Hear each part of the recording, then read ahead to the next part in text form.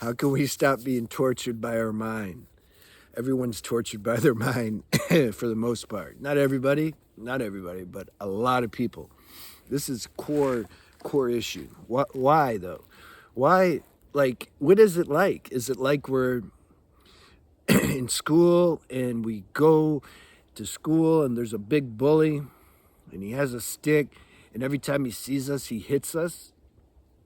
What would we do in that situation? I'd learn MMA and beat him down. Or let's say I was a peaceful person. I didn't want to do MMA. What would I do? I'd get away from him. I would manipulate my parents into putting me into another school or something. And then what? He's gone. No more bully. I don't get tortured anymore. So can you do that with the mind? Why can't we do the same thing with the mind? It's because the damn mind, like, it just follows us everywhere. It's invisible. You can't see it. Like, it's just there. I can go out here. I'm in nature. I used to have that belief, like, I'm like, I know my problem. I need to go out. I was in India. I was like, I'm going to go and I'm going to be like the yogis in the Himalayas. I'm just going to go out into the Himalayas and stay there. And I'll escape the mind then. And then I got out there and the mind was even more loud. It tricked me. It told me to go out there. I thought it was God telling me. It was my mind telling me, though. It's cold out here right now, so I'm a little, if you hear it, my voice, that's what's happening. So I went out to the Himalayas, and it was too much. Like, bugs and animals, and it was cold, and it's just, I'm not on that level. So then I went back, and then I go back to the town, and then what? Then my mind, all the sense impressions and sense stimulation. At that time, the girls, I liked the Indian girls because they were nice and innocent and shy, and I liked that energy, especially the village girls. So then that was more food for the mind. So it's like, how do I get away from the mind? I can't go into nature. I can't go into town. I kill myself. Then I get bad karma. Then I'm like that movie, What Dreams May Come. She's just, Robin Williams tries to find her, and then he finds her, and she's just stuck in her own, like, stupor. Like, she's just, like, dreaming, and she's stuck in some dream and don't know she's dreaming because of, that's the tax we got to pay if we suicide out. So it's like, damn, what do I do? Like, I can't get away from it. Intuition kicks in. You need to transcend it. Okay, how do you do that? But before that, do medicine. This was my idea. I'm gonna do ayahuasca, San Pedro cactus, and I did. And I'm like, this is the antidote. This is the elixir. That's what's so good about the medicine. It does. It chills your mind. That's the difference between that level of medicine and marijuana or cannabis. When I would do cannabis in the past, it would dull my mind.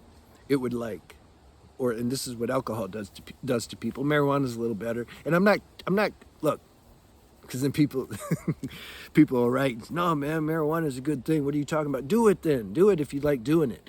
I'm talking about how it affected me. We have different systems and chemistries, and sometimes, marijuana can be a medicine for some people and not for others. Okay.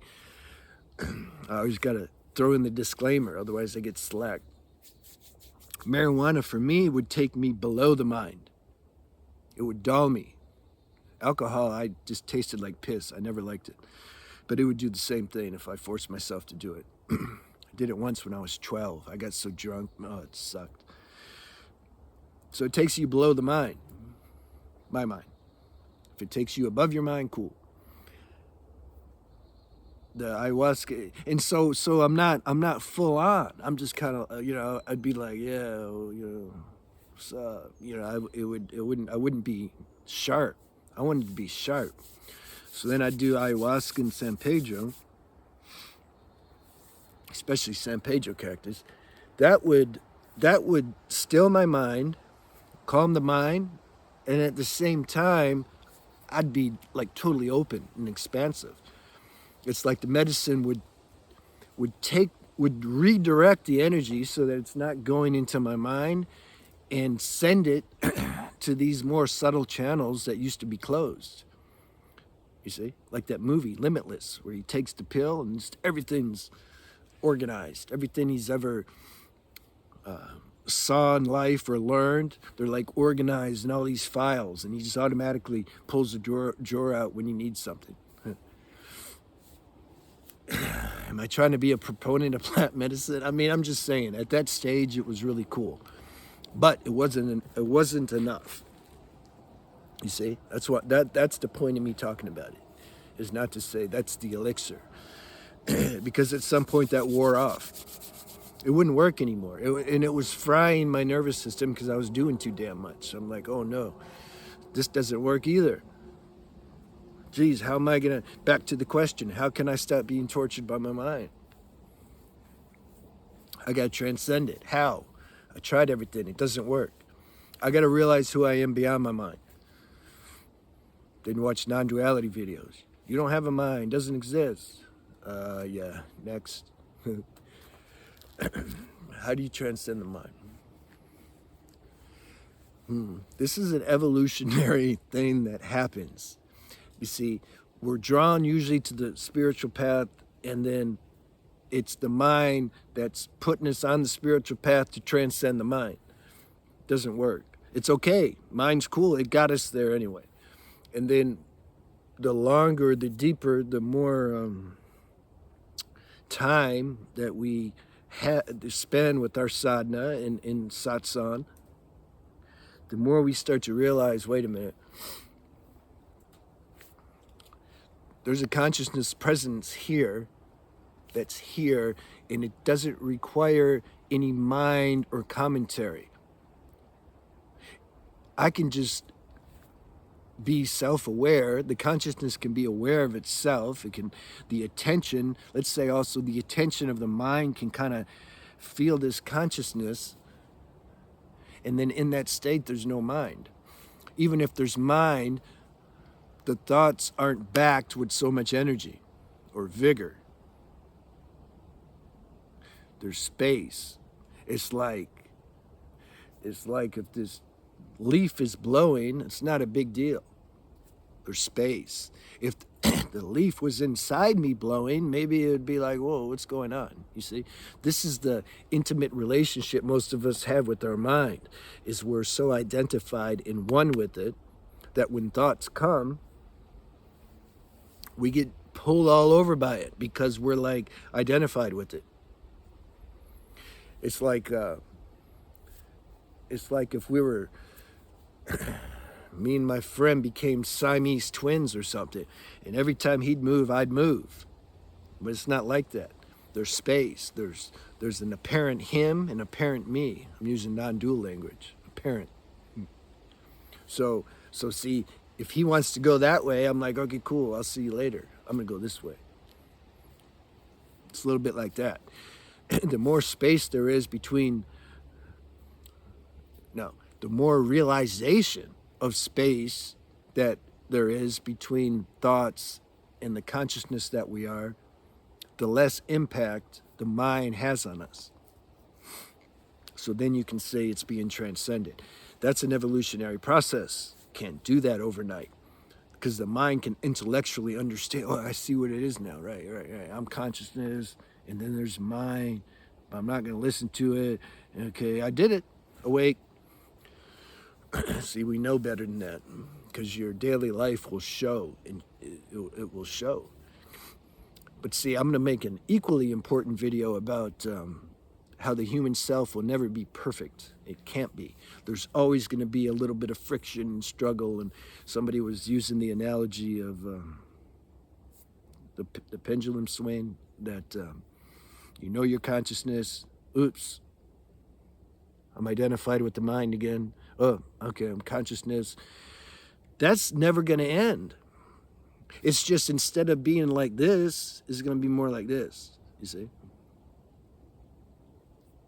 But be patient. See, the mind will say, but I want this now. Now that seems like a noble intention to have, and it is, but don't identify with that. See, the mind wants you, it's not God saying that, like, man, you need to be like this. It's the mind saying that because it's expecting your human identity to react to that and say, yeah, why is it not happening right now? And the mind's like, yeah, I got him. I got him with the spiritual verbiage. So you somehow be okay with everything. You be okay with your progress, your mistakes, your identity. Like, don't take it personal. If you have some emotional fit over something, so what, man? Like I'm serious. That's the way through it. Is you allow this stuff to come up. At the same time, you realize, wait a minute, though. Actually, my consciousness, it's unaffected by that. There's some emotional fit, anger, or frustration or sadness that's happening, but there's awareness of that. The awareness isn't being affected by that. So then, who's taking it personal? Who's saying, "Man, I shouldn't be doing this. I should be more advanced. Like, why am I being affected? Why am I throwing an emotional tantrum?" That's the mind doing that, and that creates more mind. God doesn't judge. There's no, but that's why there's no awakening, really. Like, when we talk about you're having an awakening, who are we talking about? The human self? It's never going to be 100% awake. I keep saying that. I don't know how many people can actually hear that or believe me. How is the human self going to ever be 100% awake?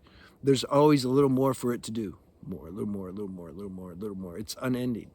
The consciousness that we are is beyond awake. It doesn't come up with these terms, awake, not awake.